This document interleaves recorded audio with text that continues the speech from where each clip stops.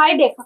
इतनी को साग लिया दिले बड़न और कहा तरन की भौजी एकरा के बना दो अभी कपर बनाई का सीजी का पाकी कहल ना जला कि नंगा लोग नहाई का निचोड़ के खाई का उहे हाल हो गई बा इतनी को साग में अब बनाबी क्यों पड़ी एकदम इहो लेकिन सही में भूखा के रख दिले बड़न। अरे अपन महारारू को बोला दीदी इतनी साग में का बनाई रहा अपन कपार बनाई खैबू तो हूँ। देखिए दीदी हमरा से इतना प्यार से बात करते नहीं रहा हमारे कपार बना के चिंता में बनी अपन मरद के नहीं कह जात हाँ कि कहे अपन मरद के तो हमार मरद के कहां से बोलता नहीं रहा अतने साग खाए के मन करता तो जाके खेत में खोट ली ना अपने खातिर लेनी हाँ कि तार भतरुए ला के देलन हमरा के तार मरद बड़ इलू हमरा के बोले देखी हम मरद के नु तमीज से बात करी हतना खराब खराब से हम मरद के नाम मत ली सोच ली अब साफ बोलम जितना हम करत हनी नु अरे इज्जत से सगे के खोटे हम मरद कितना प्यार से खोट के लाई बड़ा तार लेना अपने खोद देखी दीदी जब बैठ के बने हमारे लूर रही तुम तारा से ना कहती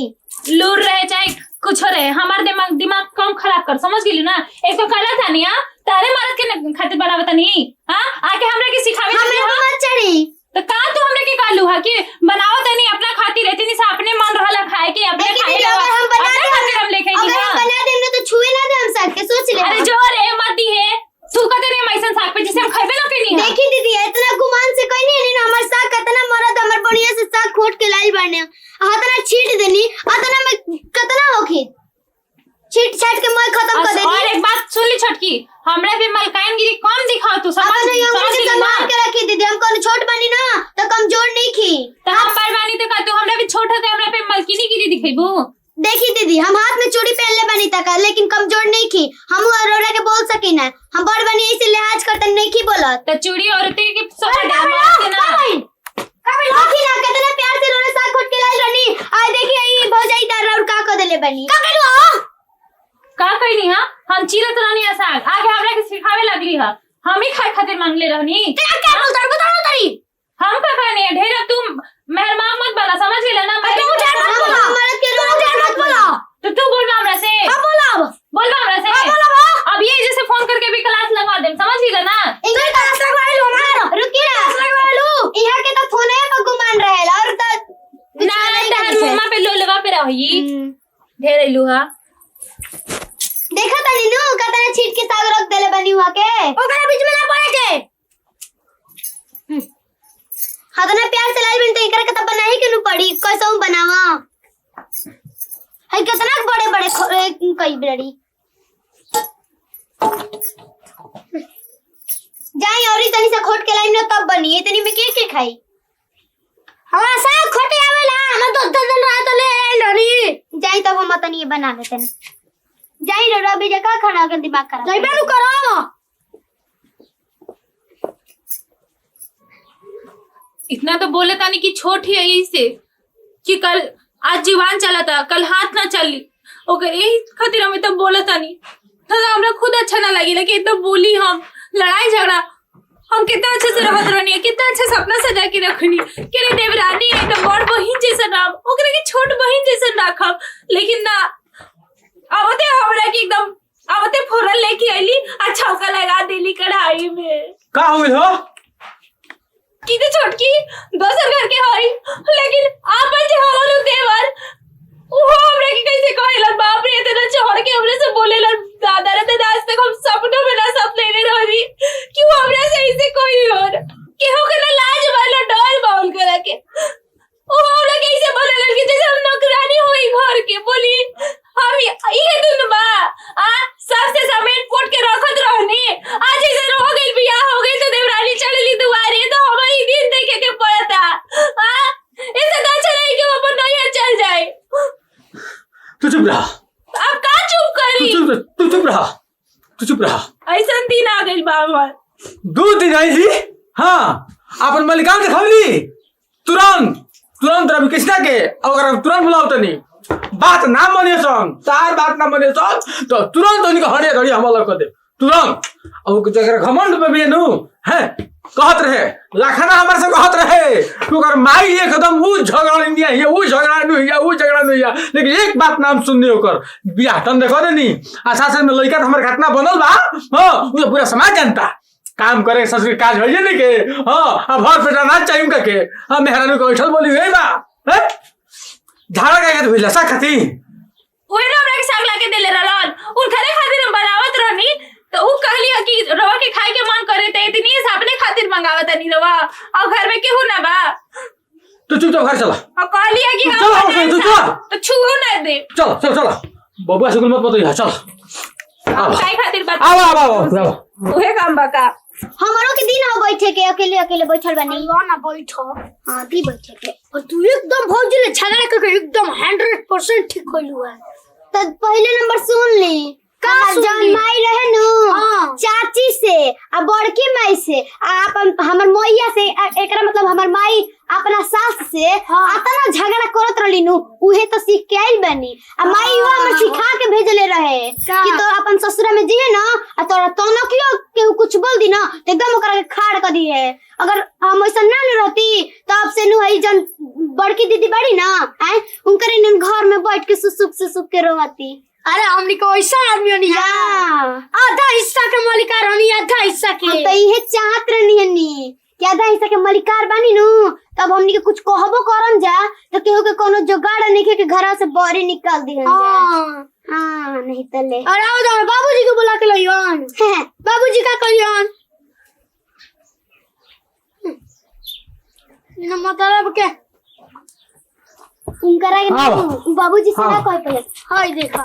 करे का क्या बोल रहे हो घर कहां कुछ बोलले बानी अरे तू डरा तो ले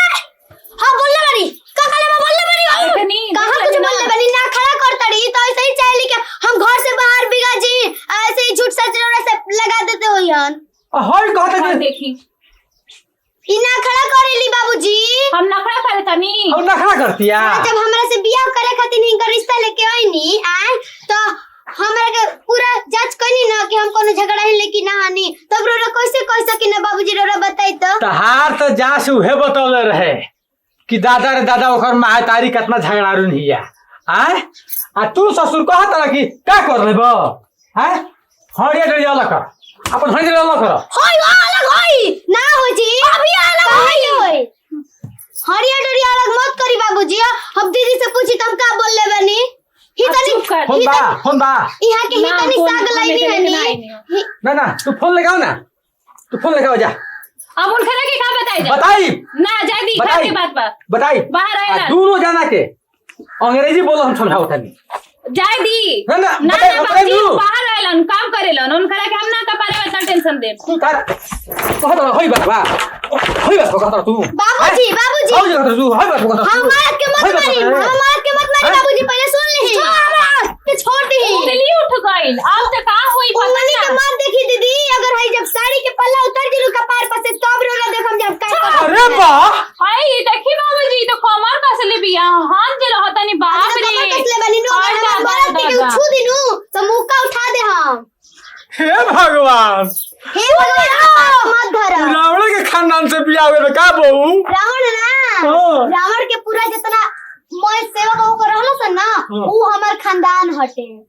हाय तो देखी का का हमर माई से बड़का रावण हड़ी हम उनको से 20 रावण हनी तू हां अलगे रही रे बस काहे के हम अलग तो रही तुझे थी बस अलगे रही हाय जादी वाल के हम बगिरला में कोनो फायदा नहीं खे हां हम लड़का ना रहम त ना रहम एक ही मेरा बू हां देखी दीदी का मतलब रुआ के छोड़म नु आज हमर रौना के सामने हमर बेइज्जती कोली बड़ी नु उतना रोवाई तो देख ले हम छोड़ी ना एक रखे तनी को लाज शरम बा रवा पैर पे गिरा हमारा लाज शरम मत रही देखी। तो ऐसे ही मुंह चलती है कर हम इनका से मुँह कितना चलती। प्यार से बात कर रही हम मरद साग लाइल रहलन हतनी तो कहत रही कि इतने हम के करा खातिर मनाई हम करे ना बाबूजी हट तेरे बाबूजी बहुत मत लिया हमरा देखी बाबूजी अगर हमरा के बाबूजी के नाम छीनम ना तो हम गोपाल सिंह पर चल जी अरे। कितना जान ली रौरा रावण खानदान से का रे कहते बानी कि हम रावणों से भी सनी अब जाए दी बाबूजी एकरा से अपन इज्जत उतरला से अच्छा बा कि हमनी सबके अलगे रहे में भलाई बा हाँ, इज्जत ना हाँ। हम अलग ना होके दे हम हम जानते नहीं कि अगर हम हलगा हो जाई तो हमनी के दो हिस्सा में से एक हिस्सा देबो कर बजा, लेकिन एगो में हिस्सा में आधा कर दे बजा। हमनी के जानते नहीं जानू घर ही छोड़ के जाता नहीं, रखो ना, जाता नहीं जा जा जा, हम तो ये तो चाहते नहीं फाइल से रही है। हां तो रहा तू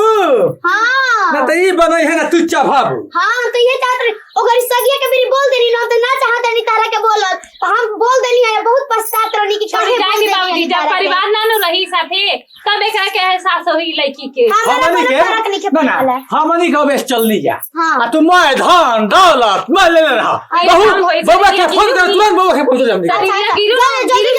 जल्दी चल चल तू चल ना। जाता नहीं, छोड़ के रहिया हाँ। फाइल से। और जब कुछ होई नो दुख तकलीफ में तब देखी कि कैसे परिवार का कहला, तब परिवार के तरह जरूर एहसास हुई। छोटकी आज नहीं से करो तरु इज्जत उछाला तरु, कल इहे इज्जत जो उछलू है ना अपने के अपन मने मने गाड़ी देबू, अपने आंख से ना घुटना से तार आंसू ना खून बही रे खून। चली बाबूजी जाय दी, प्रॉब्लम में नहीं कि जा सब बुझाई छोटकी। घर से निकल जाए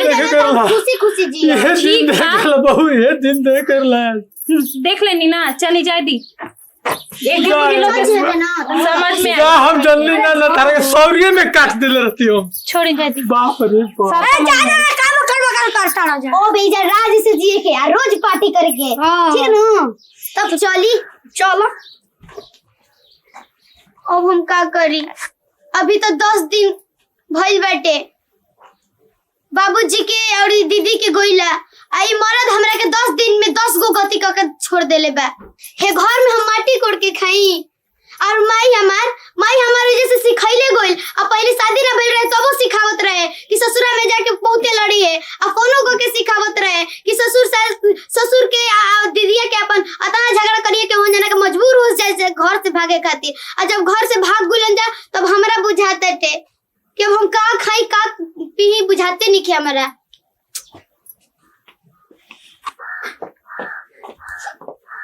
खाना बा हाँ घर में धोइए बनी जाके खा लो। ऐसे क्या बोलता है? काहे ना बोली माटी कोड़ के दे दिखाए खाती तरह के तो दुकान नहीं है दुकानिया पता है बाबू ने बैठल बड़न जा तनी कहा तनी के ऐसा तो आराम से दे दियो हम लेके आजिम घरे। वो बड़ा खाना में तो बोल नहीं तब तो नहीं के घरे खाना नहीं तो हम तो कटो खा ले। तू अपन चिंता कर, हमारा अपन चिंता बाकी तारा चिंता में हम मरल बनी। और हम तो चलिए घर को तो खा ले। आए माई तू हमरा कैसन का सिखा देलू कि हम अपन ससुर के मोय घर उजाड़ देनी है माई। हम अपन ससुर के और दीदी के हम उन्हें कितना बोल के घर से खदेड़ देनी। आज हमरा एहसास होता टे कि हमरा खातिर परिवारे मायने रखता। आज घर में कहूँ दाना नहीं खे, हमरा जोर से भूख लगल बाटे। आज ससुर जी चाहे दीदी रहती जा तो कहीं से भी इंतजाम करके हमरा के कुछ लिया देती जा कि खा लेती।